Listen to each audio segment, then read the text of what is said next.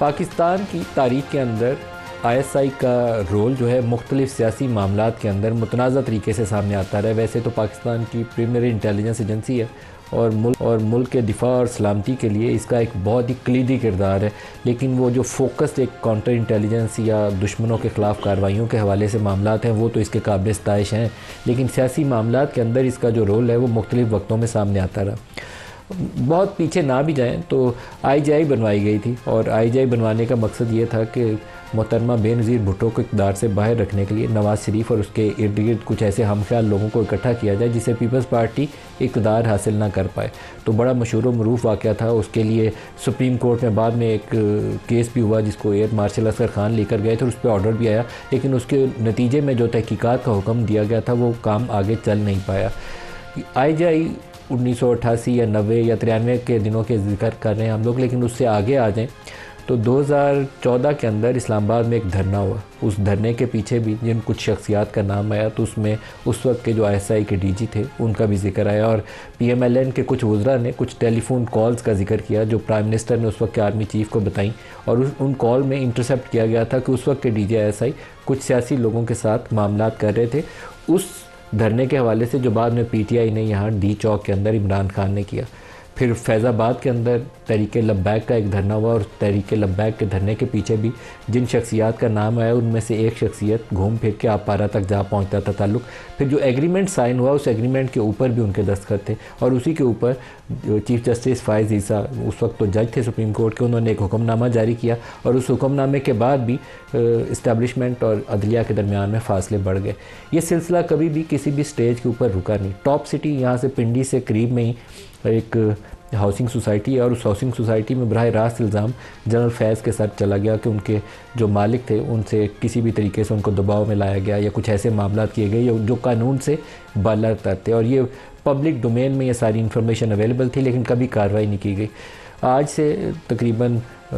2 साल पहले कह लीजिए कि इन मामलात के ऊपर कार्रवाई का आगाज़ किया गया या तकरीबन 1.25 साल पहले इनके ऊपर कार्रवाई का आगाज़ किया गया और आज जनरल फैज़ के ऊपर जिन 4 इल्ज़ामात का जिक्र किया गया है उसमें सर फहरिस्त तो उनका सियासी मामलात के अंदर मुलव्वस होना। ये बहुत सीरियस चार्ज इस सेंस में है कि बेशुमार मौक़े के ऊपर मैंने 3-4 तो बड़े बड़े मौक़े अभी आपके सामने तज़किरा किया कि वो ज़िक्र आता था लेकिन कभी उनके ख़िलाफ़ कार्रवाई नहीं की गई, क्योंकि ये उनका जो हल्फ है ऑफ़िस का, जो ऑफ़िस एज्यूम करते हुए वर्दी पहनते हुए हल्फ उठाया जाता है, उस हल्फ के अंदर है कि वो सियासी सरगर्मियों में मुलव्वस नहीं होंगे या हुकूमत वक्त को बनाने या गिराने के अंदर उनका रोल नहीं होगा। लेकिन इस हल्फ की खिलाफ वर्जी के बावजूद कभी कार्रवाई नहीं हुई। लेकिन आज ये पहला मौका है कि 4 इल्ज़ामात जिनके ऊपर सज़ा दी गई है उसमें एक सियासी सरगर्मियों में मुलव्वस होना है, दूसरा ऑफिशियल सीक्रेट एक्ट की खिलाफ वर्जी है जिससे रियासत और सिक्योरिटी का नुकसान जो है वो पहुँचाने का इल्ज़ाम है,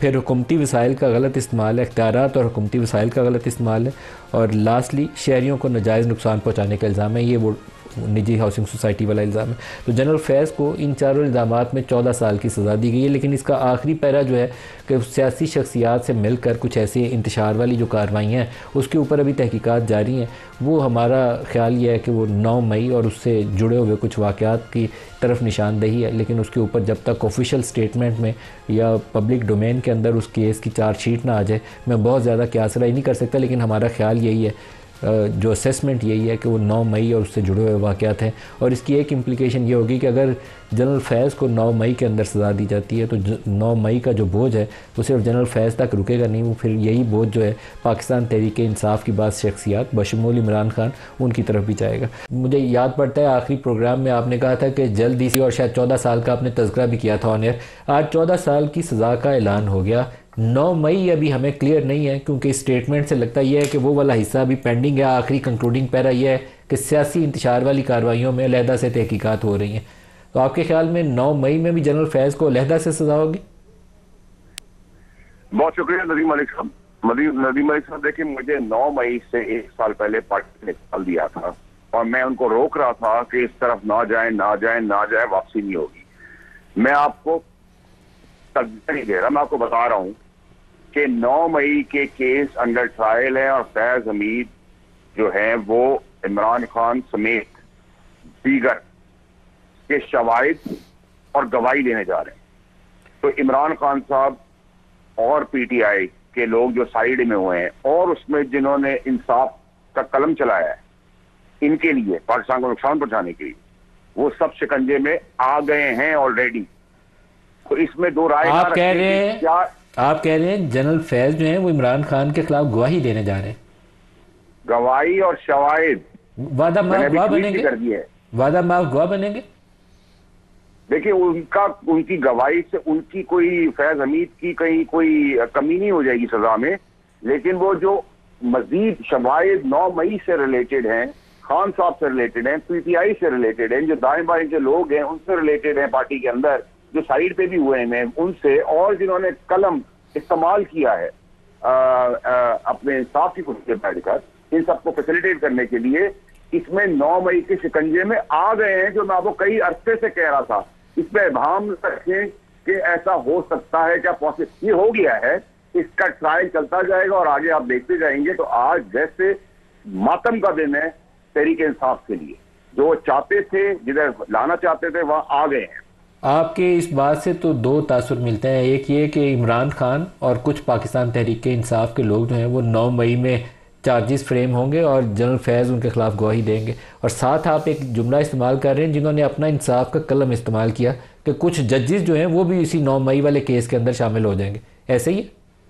देखिए जी, मैं आपको, जैसे अगर आप इस्तीफा दे के बात करें तो आपने इस्तीफा दिया हुआ अफसर साहब को देखा है, मैं तो बड़ा क्लियर हूँ नदीम मलिक साहब, अभाम ना रखे, कंफ्यूजन ना रखे, बुजदिली ना दिखाएं, जो सच है, फैक्ट है, वो रखे पब्लिक के आगे। ये 9 मई से रोक रहे थे, 9 मई में कोई क्वेश्चन ही नहीं है, जो मैं आपको कई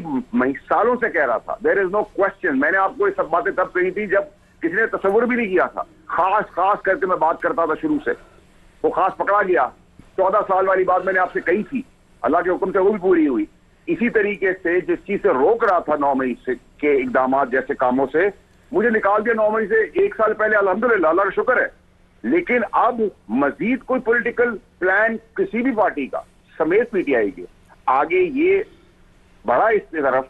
जो कोशिश की जा रही है आज के दिन भी, वो भी इबरत का वर्ड यूज मैं कर रहा हूं कानूनी तौर पे,